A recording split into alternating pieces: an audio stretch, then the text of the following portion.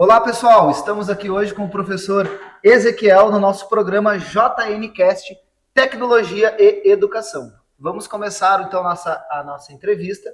Temos a entrevistadora Rafaela, palmas para ela. Entrevistador Murilo, palmas para ele. O ajudante, professor Felipe, palmas para ele. E o nosso querido professor Ezequiel, palmas para ele novamente. Podemos começar a entrevista.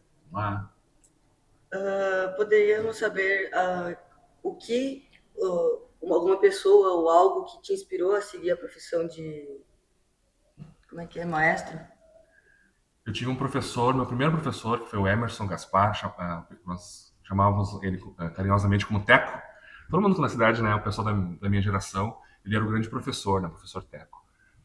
E ele, então, foi a pessoa que me inspirou. Eu achava tão legal, assim, fiquei tão encantado com a maneira como ele ensinava, como ele nos preparava, né, assim, para aprender o repertório.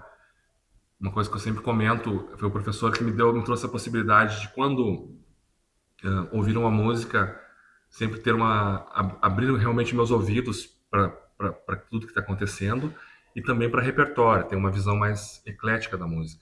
Então a gente aprendia uma música no violão, por exemplo, uma música gaúcha, e o professor dava pra gente uma música clássica para ouvir numa fita, na época da fita cassete ainda, né?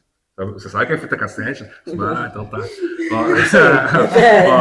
Só um minuto, você sabe que é vinil, né? Você sabe, né? Eles estão. Não, você sabia o que era fita cassete? Os entrevistadores estão assim: vinil. Não sabe? precisa explicar, não. Tá. Faz parte. Não, fica à vontade, senhor. Antigamente a gente ouvia música ou com a fita cassete, né, que era uma fitinha assim, que colocava dentro de um aparelho de som, fechava, dava um play, ele tocava a música, né? E outra forma era um disco, assim, pensa, um CD, já viu, sabe o que é um CD? Sabe?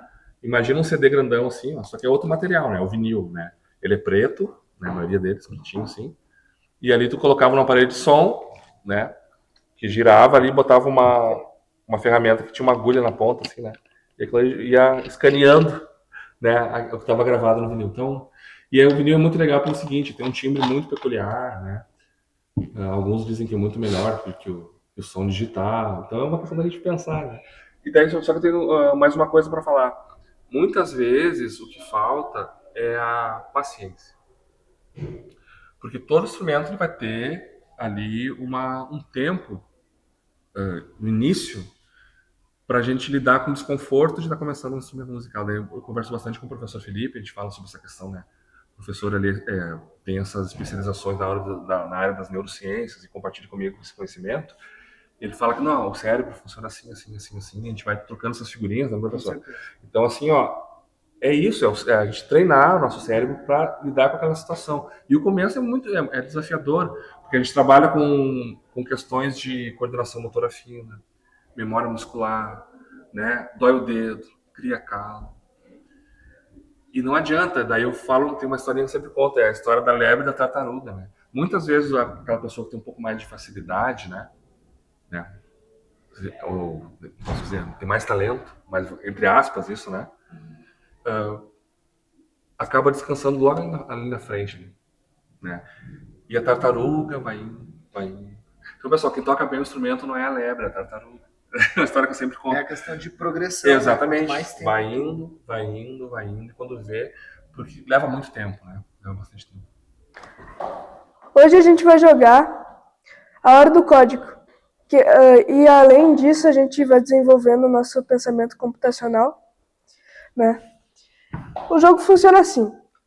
A gente tem que ler isso daqui primeiro. Consegue me ajudar a apanhar o porquinho malvado? Empilhe alguns blocos para mover para frente e depois clique em executar para me ajudar a chegar até ele. Daí a gente tem que fazer o seguinte, a gente tem que pegar, já começa com o avanço aqui, ó. A gente tem que contar aqui, ó, os blocos, ó. Aqui vai começar aqui já. Se eu clicar em executar, já vai vir aqui. Só que eu tenho que chegar até o porco. A gente tem que arrastar o avanço até aqui até encaixar ele. Cuidado para não errar, porque senão não funciona.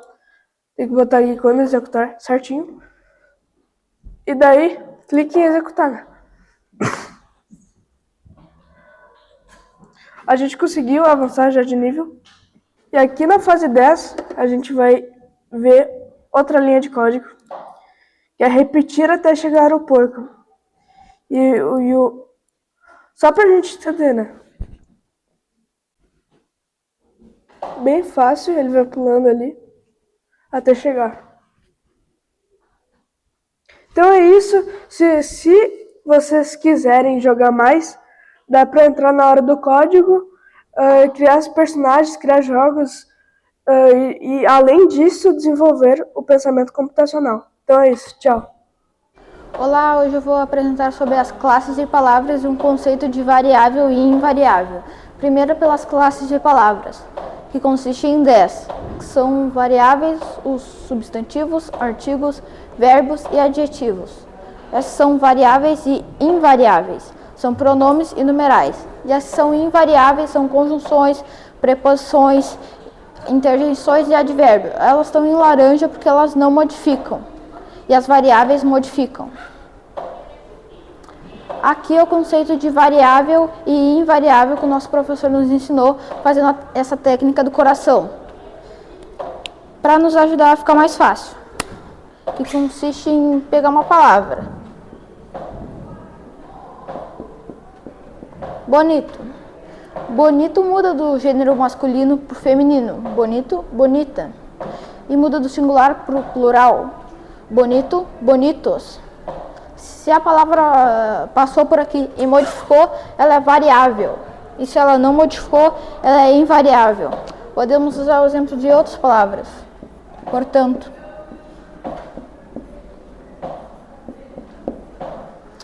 Portanto, não consegue mudar do gênero masculino para o feminino. E nem do singular para o plural. Ou seja, é invariável. Outra palavra, por exemplo, com. Não pode mudar do gênero masculino para o feminino e nem do singular para o plural. Ou seja, é invariável. Podemos usar exemplo de objetos também.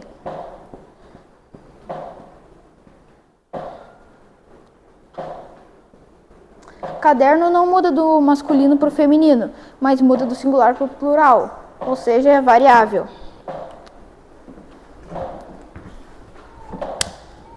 E vale ressaltar que essa técnica é sem contexto, ou seja, não está presente uma frase. Oi, eu sou a Ana Maria. Eu sou a Luísa. E eu sou a Manuela. Nós somos estudantes da turma 72 e do Instituto Estadual de Educação João Neves da Fontoura. Aqui é o JNCast Tecnologia e Educação. E hoje vamos falar do livro Viagem de Trem, da autora Valquíria Aires Garcia. Vamos falar a nossa opinião e também a mensagem que nós achamos que a autora quis passar com esse livro. Iremos explicar algumas partes para vocês entenderem o que nós queremos, o que o livro quer falar. O livro começa com duas primas brincando nos trilhos do trem. E eu acho que o trem faz referência à vida. A outra parte do livro, em que fala que várias pessoas entram e saem do trem. E eu acho que isso faz uma referência que várias pessoas entram e saem da nossa vida. Tem uma parte do livro que diz que em cada paisagem entram pessoas novas e saem pessoas. Isso quer dizer que em cada paisagem que a gente vai passar da nossa vida, a gente vai conhecer pessoas novas. A autora usou o trem para representar a vida, como eu falei. Eu acho que ela escolheu o trem porque ela tinha realmente experiências com o trem na infância dela, que ela brincava bastante com sua prima. Por isso que ela escolheu esses personagens, essa história e esse contexto. Em outra parte, fala que existem várias pessoas diferentes que entram e saem do trem. Isso se refere que existem várias pessoas, representa a diversidade de pessoas que conhecemos. Tem uma parte onde falam que tem algumas pessoas invisíveis que querem ser notadas. Isso se refere a pessoas excluídas que querem ser mais notadas por algumas pessoas e querem mais amizades. Uma parte fala que entre as pessoas muito felizes e pessoas muito tristes no trem, que representa fases da nossa vida. Também o livro quer passar a mensagem de que a viagem é curta. A gente está nesse trem, não sabemos por quanto tempo. E que a gente tem que aproveitar todas as paisagens, por mais que elas não sejam as mais bonitas. E todos os passageiros, por mais que eles não sejam os mais agradáveis. E é isso. Tchau, tchau. Tchau.